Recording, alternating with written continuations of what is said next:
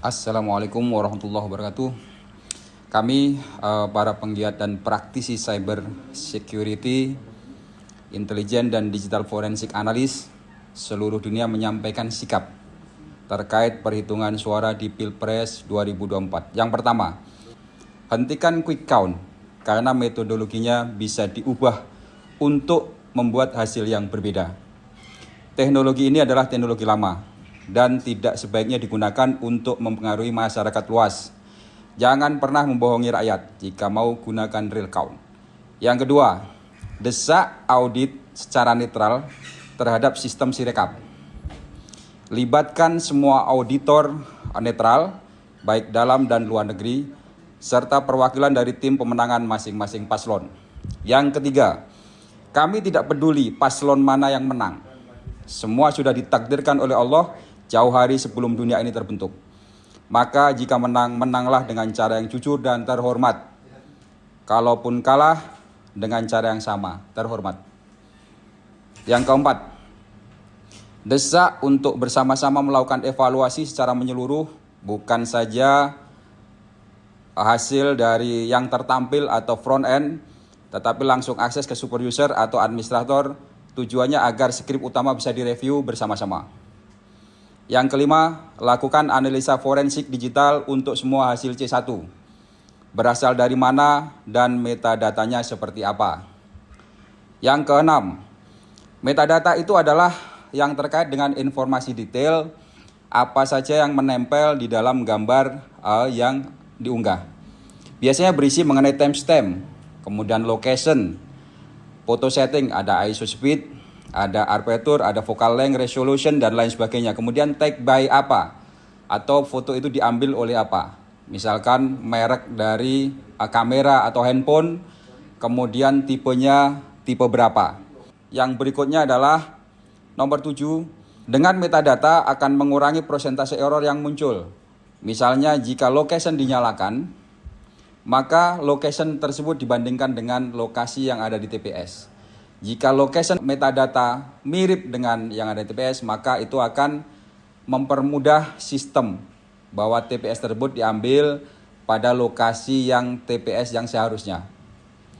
Kemudian berikutnya adalah di dalam big data saya, Kafrua Hyper System memberikan reporting bahwa ketika paslon tidak ada satupun yang melewati perolehan sentimen di atas 43,5%. Artinya tidak akan ada satu paslon pun yang menang dalam satu putaran. Big data sudah mencakup hampir semua profiling sentimen penduduk Indonesia. Data diambil selama 3 tahun dengan kemampuan komputasi 10 juta data per hari. Kemudian yang berikutnya adalah saya akan ceritakan mengenai saya belajar mengenai programming. Waktu dulu SMP, jadi ketika satu TPS maksimal adalah 300 DPT, maka if calon 1 dijumlah dengan perolehan suara calon 2, dijumlah dengan perolehan suara calon 3, maka tidak lebih dari 300. Jika lebih dari 300, then ada 2 pekerjaan yang dikerjakan. Yang pertama adalah data tidak ditampilkan karena ini menyalahi aturan. Yang kedua, data bisa direview secara manual oleh administrator atau siapapun yang bertanggung jawab di admin panel.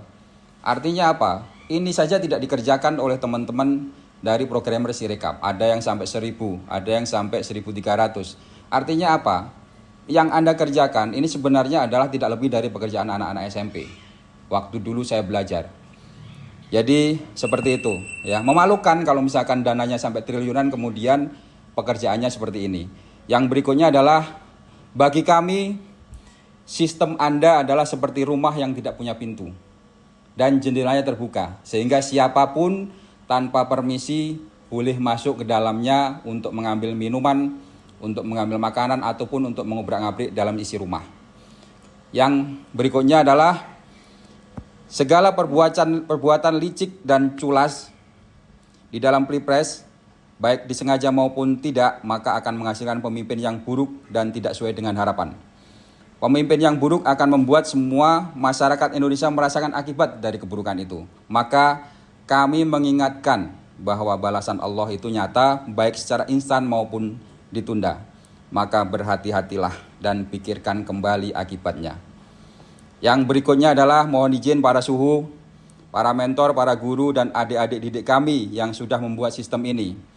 Ingatlah, dulu kalian bersama-sama digembleng untuk mendapatkan ilmu yang luar biasa, di mana ilmu ini tidak semuanya orang bisa, tidak semuanya orang mampu. Mengenai keamanan data dan jaringan, mengenai bagaimana cara hacking, mengenai bagaimana mengamankan segala hal yang terkait dengan rumah kalian. Nah, dengan ilmu itu diharapkan dapat dijadikan alat untuk kebaikan. Janganlah mengkhianati para guru dan kiai kalian. Sampai kapanpun kami ini adalah murid dan santri. Diberikan ilmu yang lebih dari yang lain adalah wasilah untuk membantu yang lemah dan tertindas dalam menuntut hak-haknya. Jangan dibalik, maka masih ada kesempatan untuk bertobat. Last but not least, kami dari seluruh komunitas siber Indonesia dan dunia yang lurus dan masih mengedepankan idealisme akan melawan semua kemungkaran dengan segala daya upaya kami. Ingatlah, di atas langit ada langit. Wassalamualaikum warahmatullahi wabarakatuh.